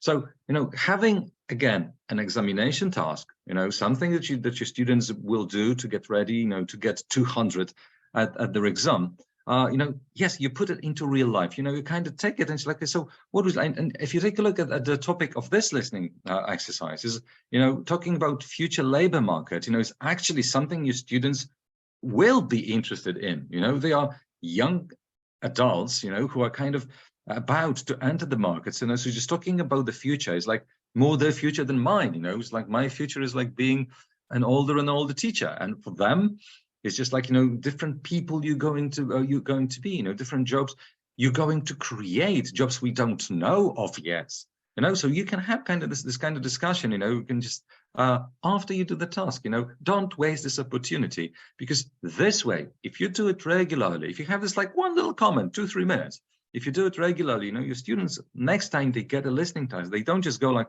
listening, boring, which is sometimes the reaction, but okay, let's listen, you know, because this might be useful, because the teacher might ask some questions. Now, you will see that some students will get ready by taking little notes from time to time, you know, because they know that they will forget, so they just like they will take a little note. So again, humanizing the test you do with your students is here with using it for communication, for showing your students that, you know, English is for communication. Well, we have tests, but English is for communication. Another idea I'd like to show or share with you is, again, when you have like a text with some vocabulary, and this is something that basically works in lots of different situations. That is something which I call "It's My Life." Okay, I was looking for a nice photo for "It's My Life." Couldn't find "It's My Life." It was all about either John Bon Jovi. And a video by John Bon Jovi. Anybody who likes rock music here? John Bon Jovi? Yeah. So "It's My Life," or some kind of "It's My Life" Dr. Alban, some kind of disco music from 1980s. So it was difficult to find "It's My Life," but I found this nice "My Life" here. So what you can do here is, like another, I love "It's My Life" ringtone. Yeah. Rock on. So the thing is that when you work with the vocabulary, it could be either the content, the text that you've just read, or the vocabulary here. And you tell your students, after the test, after they take the test, can you please now use the vocabulary or the grammar? Here it's vocabulary, but you can use grammar to talk about your life. You have to make 1, 2, or 3 sentences that describe your life at the moment. And this is for present continuous, in general, present simple, in the past, why not, be going to when you want to talk about future. So you just tell them, look at this text from a new perspective, at the vocabulary, from your personal perspective, and use it to communicate. And when you do that, again, you humanize the test. You show your students that it's not just some vocabulary you have to pass, but this is the kind of vocabulary you can use to talk about your life. It's the kind of vocabulary you can use to, well, explain how you feel. And our brain is, this is where the learning is. Our brain is extremely, well, egocentric. If the brain doesn't think that it needs something, it will ignore it. So if you present some kind of vocab, or grammar in a test as something that's useful, your student will your brain will think, okay, fine, I can learn it. I can talk about myself to use that. So your student is more likely to learn the vocabulary then. Now, another thing connected with this is that if you do something with the English from the test after your students take the test, you're also sending quite an important message. You're telling your students, you know what? Knowing this vocabulary, knowing this grammar does not end when you finish your test. It's not like we've had a test, you don't need to know that, because they do need to know that. They do need to remember that, because, well, we teach them for life. We teach them, to get good marks during the final exam, because, this is something that matters when enrolling to university. But my goal is to teach my students to communicate, when they finish school and they take their exams, to go out and to talk to people. And I want them to understand that, these words, this grammar is something you have in your class. So, just like the test is not something you just take and forget about that, right? So this is, these were just a few ideas, of in which I still want to show you how you can make your tests more human, how you can change them from a machine for checking somebody's knowledge to something that's connected with communication, to something that's connected with, well, talking about yourself, talking about whatever you want to express. So the next thing I'd like to talk about is like how you can motivate your students, to develop, how you can motivate them to learn.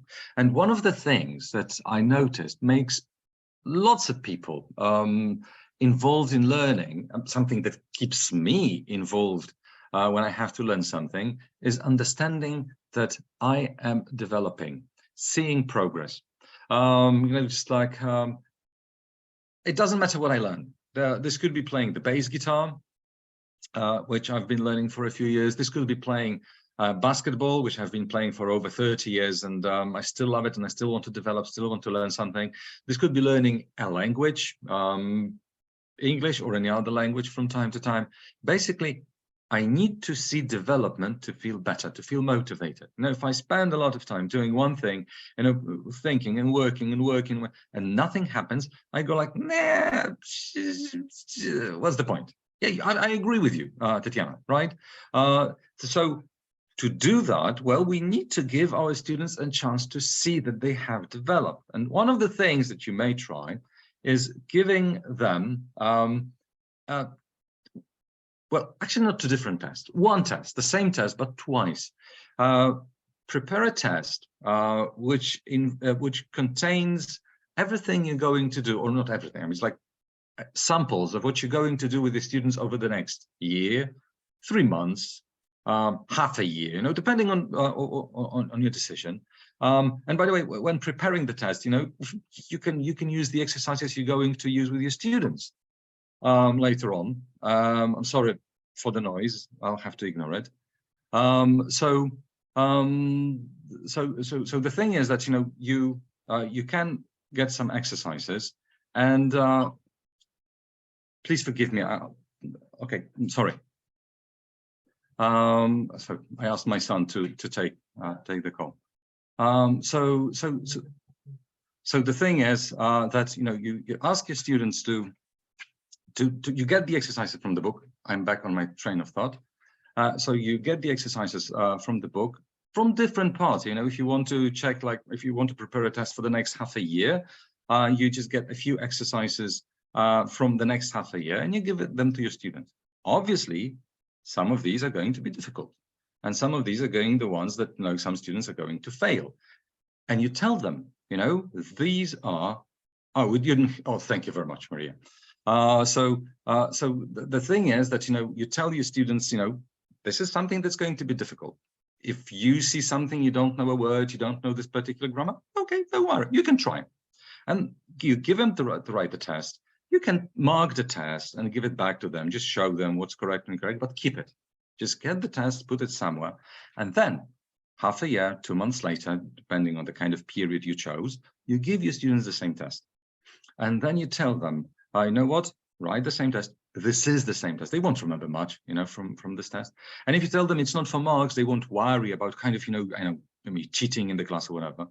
And when they write that, when they get this, you know, you give them both tests back, and they will see how much they've progressed over the last 2 months. How many of the words they didn't know, now they do. I do something, I do a similar thing with my phonetic students at university.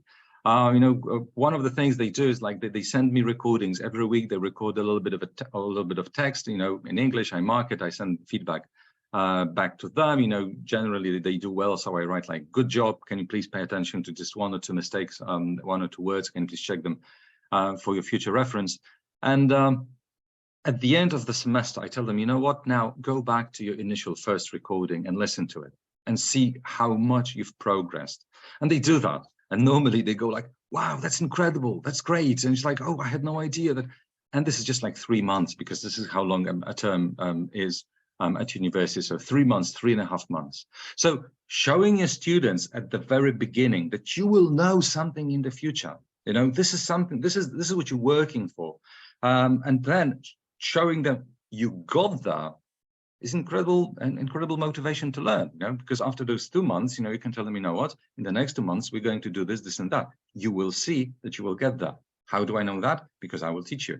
And I've seen that happen before. And I know that this is what happens to students. So this is what I'm going to do, right? And this is what is going to happen here. So you are the very, well, motivating leader, taking your students, and by the way, you show that you've prepared, that you've planned, you know, that this is something that you that you want to achieve, and this is something that you yes, you predict their progress, and you tell them what's going to happen. And when this happens, you tell them, I told you, you can trust me. You know, I'm a person that you can trust, and I'm a teacher you can trust. So if I tell you that you will learn something, well, you will. Another, to talk about another thing that's motivating, I will have to introduce you to 2 brothers. And well, here they are. They're called Walt and Wilf, as you can see.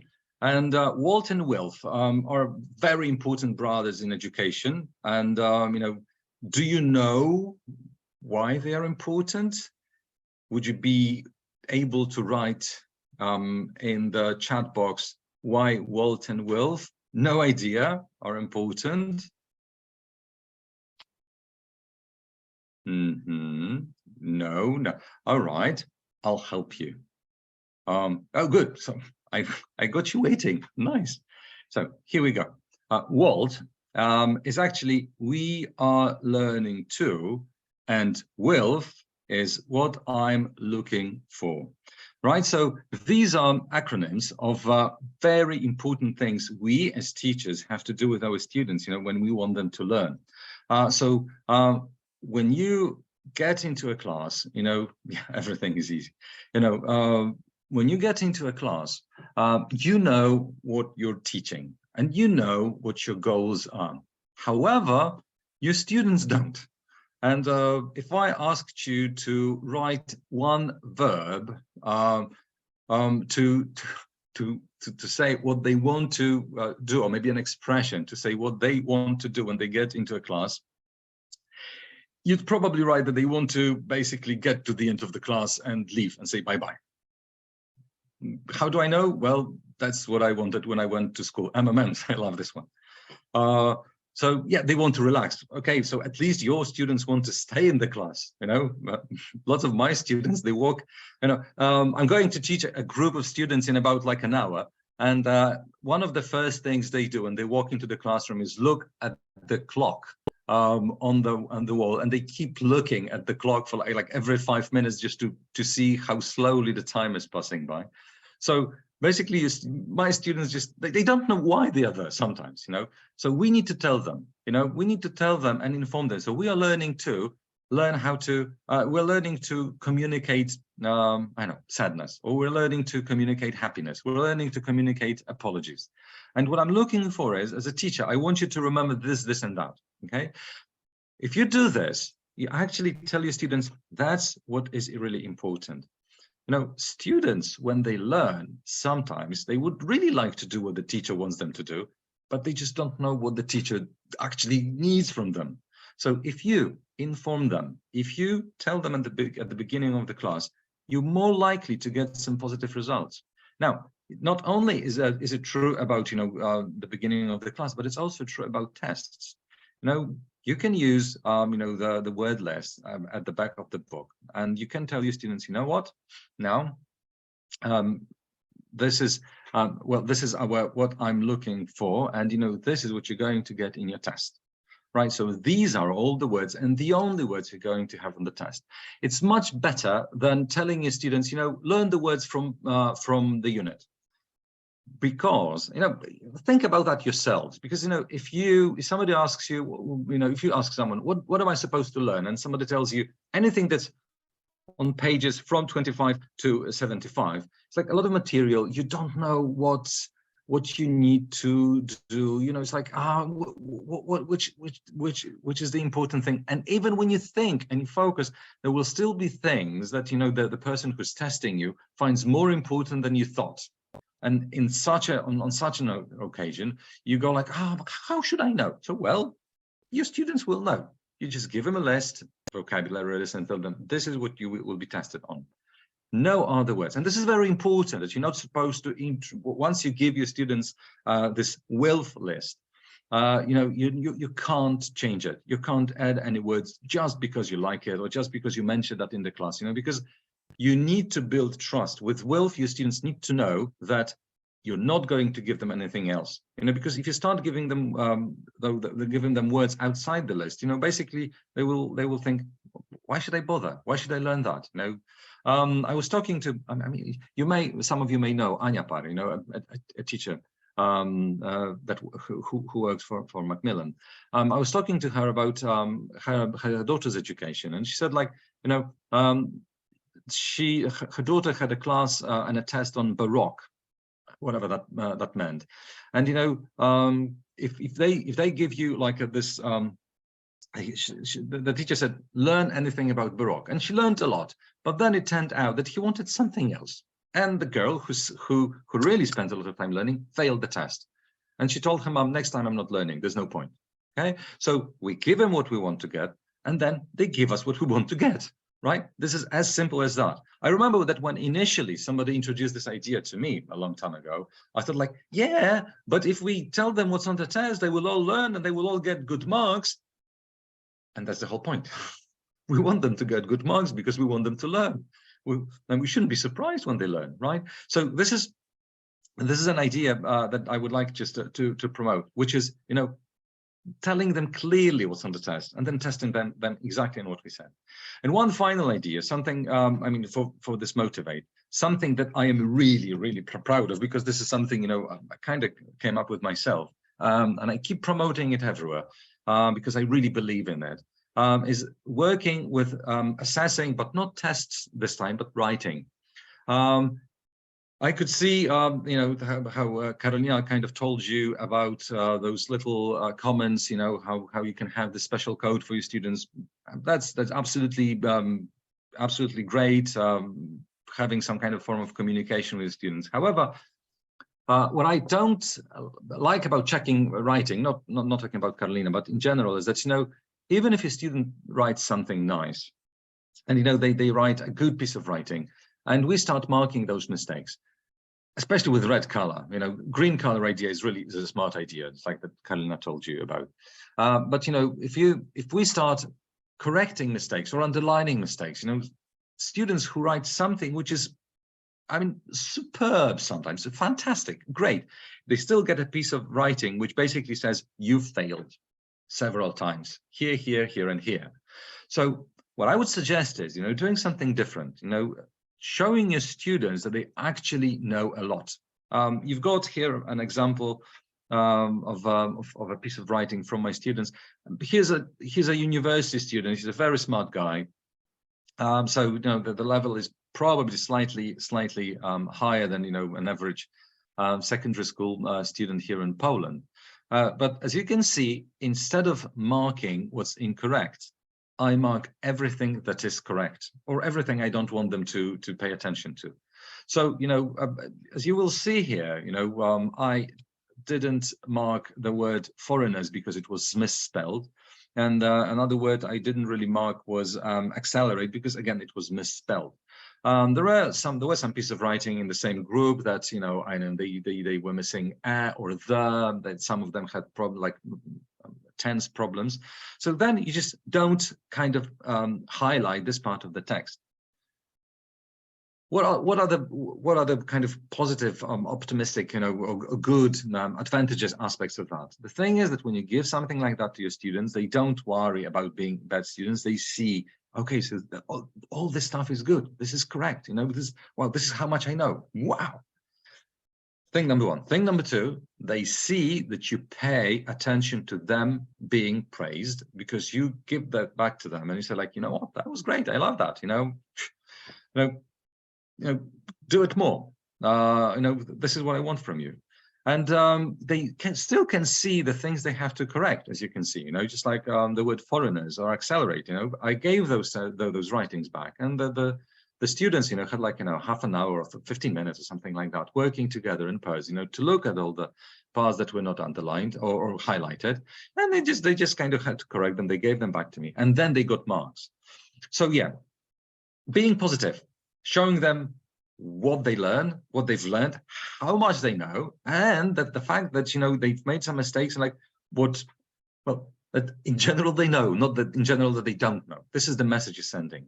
At the same time, they still have to work with these. And when I do that, obviously there's a little bit work on my part, but I came to a conclusion that you can't be a good teacher without putting some effort in your work. It's either or.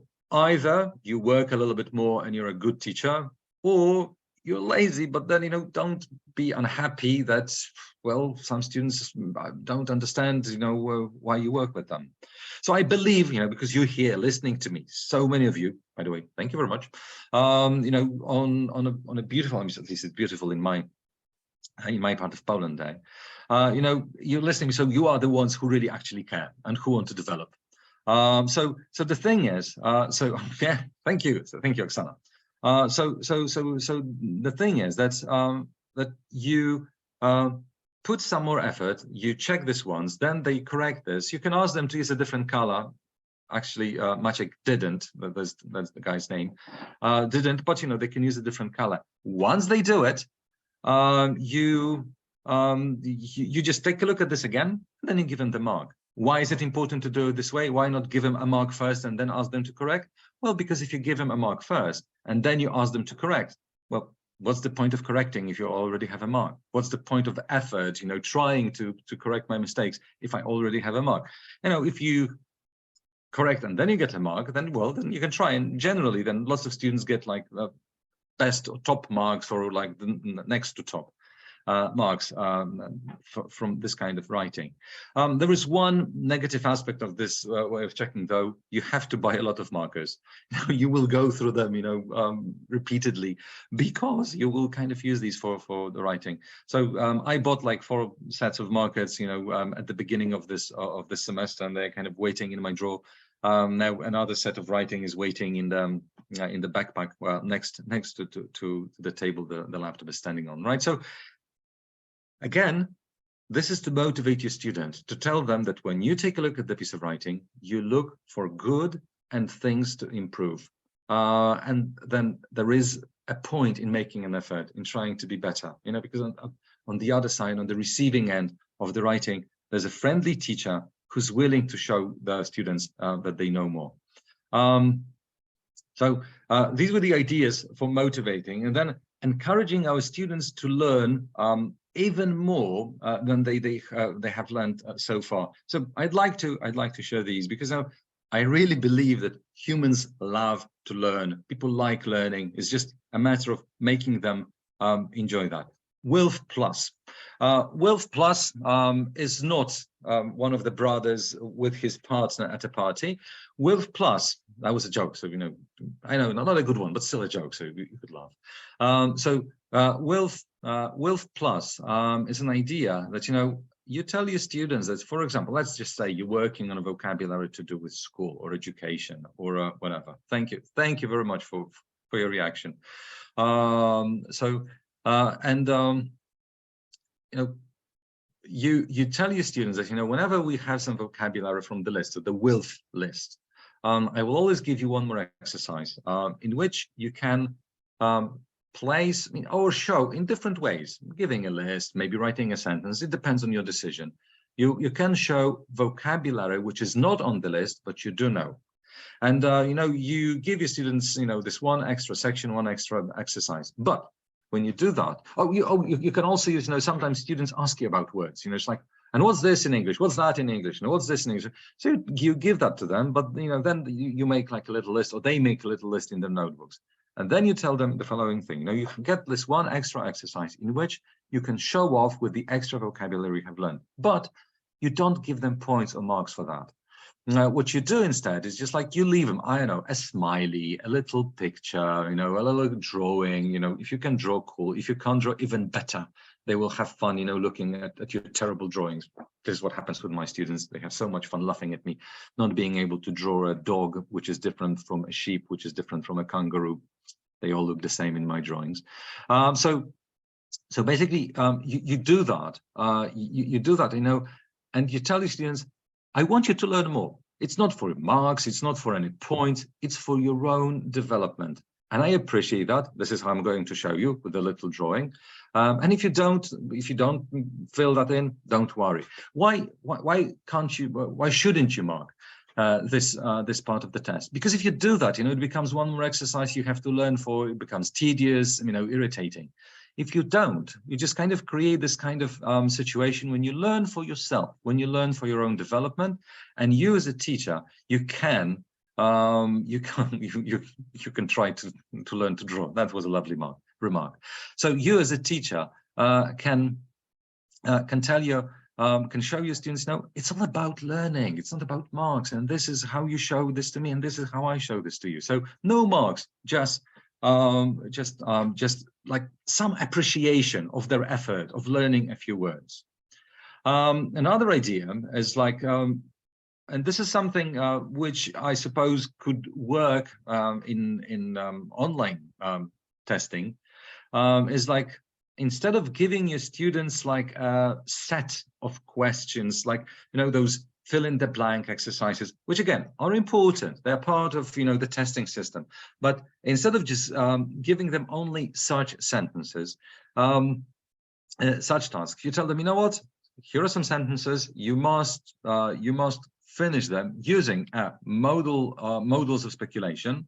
So you check this particular grammar structure you want to check, and then you tell them there must be at least 7 words. I mean, there's at least, and the number of words is an important thing, because there will be some students, who will kind of give you a sentence with 3 words, and they will say, give me a good mark because I wrote, she must be happy. Okay, 4 words.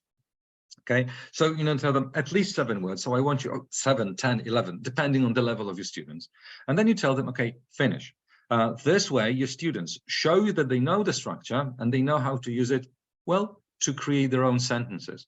What I'm not really happy with is when somebody, me included, I also give such tests. Somebody writes a test in which you have gaps, and in those gaps you have only one possible structure to be used, and only one possibility to complete this gap, because sometimes your students know some good grammar, they know how to use it, but not in this particular case.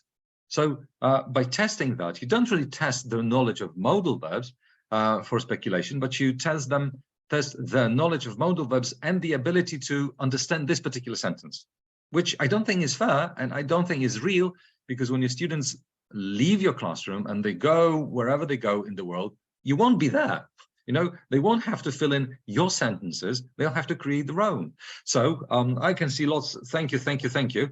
So fine, thank me with finishing the sentence. The speaker is quite funny, he, and you have to finish with a modal verb of speculation and at least 5 words. Can you please write the sentence now? I'm waiting for the first sentence to appear there.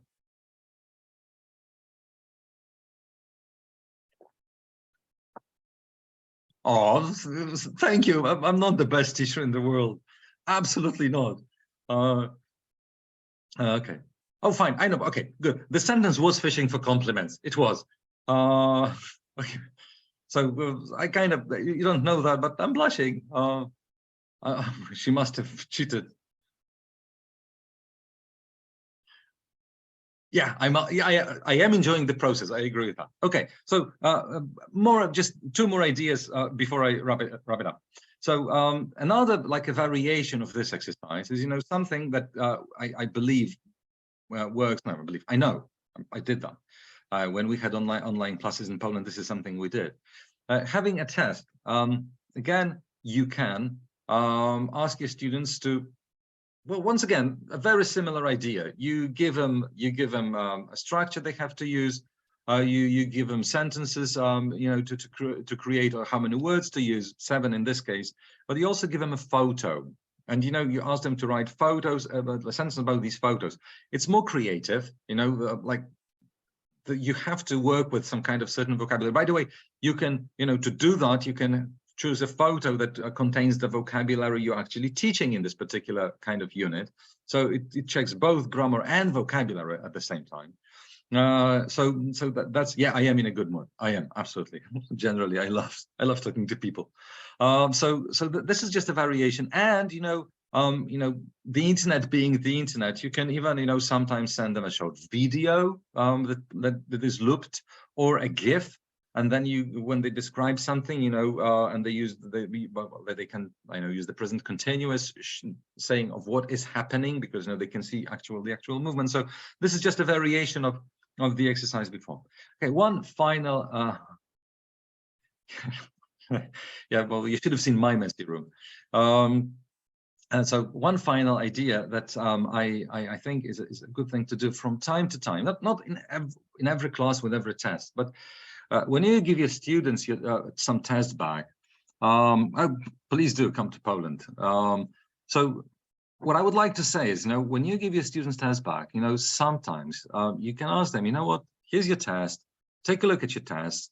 But generally, quite often we say, look at the mistakes you have made, and correct them. Well, that's a good idea, not a bad idea. But from time to time, just tell them, forget about the mistakes. Look at the correct sentences. Look at everything you've done correctly and tell each other in pairs, looking at those sentences, which you actually can say, how much you have learned, which, is all about your effort, because no matter how hard as a teacher you try, no matter how much you explain, no matter how many different exercises you give, if your student doesn't put in the effort, they won't learn. So when a student learns something, it's what they did. So, tell them, take a look at the test. You got, 7 out of 10, whatever. Look at the 7 correct sentences and tell each other what it means. What kind of grammar you know, what kind of vocabulary you know, thanks to that.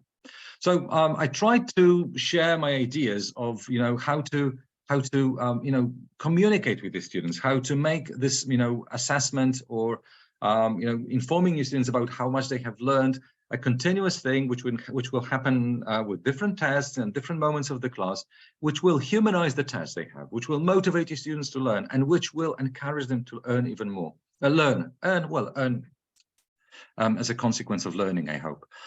So just to finish, the thing that I would like to say, I started with was that, learning a language is like creating some kind of relationship, creating friendly, and a friendly rapport with a person. First you know each other a little bit, you know something about each other, then you learn more and more, then you kind of learn some intricacies of your relationship. Sometimes you have to say things like, I don't like that, or sometimes I need to be alone.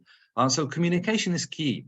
And, if you actually work like that, with the other person, if you learn and communicate with a student, you will create a meaningful relationship for life with a person, but also with learning a language.